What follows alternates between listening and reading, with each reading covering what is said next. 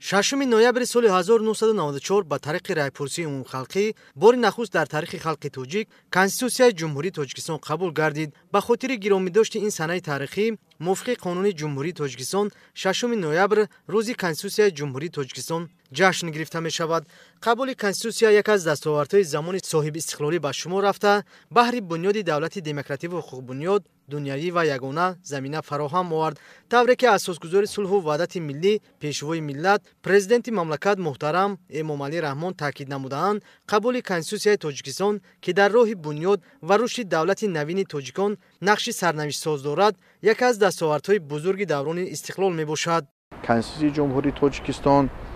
ки аз соли 94 қабул шуд, он дар асоси ҳамаи он арзишҳои бунёдии миллати тоҷик ки дар давоми қарнҳои зиёд зам шуда буданд ва бо эълони истиқлолияти давлати Ҷумҳурии Тоҷикистон аз соли 91 сар карда дар худ инъикос намуд. ва Конститутсияи Ҷумҳурии Тоҷикистон ки дар ҳамин марҳилаи тақдирсоз қабул шуда буд, ки тамоми қувваҳои сиёсӣ баробар кӯшиш менамуданд ки замина аркони давлатдории худро аз лаҳзаҳои аввал хишашро дуруст баромонанд, баробар ҳиссагузорӣ карданд ва дар асоси мароми халқ лоиҳа омода шуд. мо дар хусуси қабули Конститутсия гуфта дар бобати умуман таҳризӣ шудани нақша, барнома ё эъмори давлати миллии тоҷикон бояд сухан гӯем, ки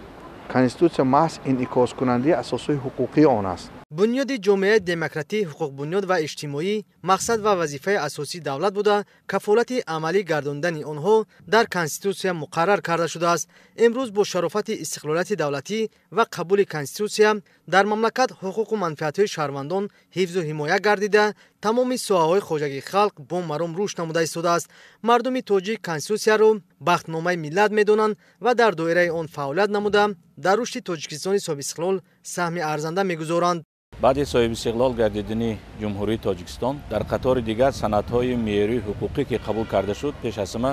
Конститутсияи Ҷумҳурии Тоҷикистон қабул гардид, ки то ба имрӯз дар даври соҳибистиқлолии Тоҷикистон ба меъёрҳои ҷаҳонӣ мувофиқ будани моддаву бобҳои он имрӯз исбот гардид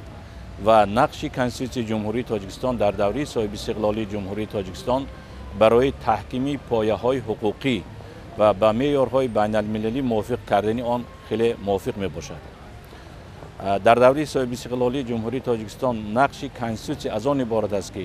ҳар як шаҳрванди Ҷумҳурии Тоҷикистон пеш аз ҳама аз ҳуқуқ ва вазифаҳои худ аз наздик огаҳӣ пайдо кард ва имрӯз Конститутсияи Ҷумҳурии Тоҷикистон ҳомии ҳифзи ҳуқуқ ва шахсияти ҳар як бошандаи Тоҷикистон ба ҳисоб меравад ва имрӯз Конститутсияи Ҷумҳурии Тоҷикистон дар сатҳи байналмилалӣ ҳамчун яке аз конститутсияҳое ки ба фишангҳои умумии ҷаҳонӣ мувофиқ аст ва тамоми ҳифзу тамоми ҳуқуқу вазифаҳои шаҳрвандони Ҷумҳурии Тоҷикистонро ҳифз карда меояд ва яке аз конститутсияҳое ки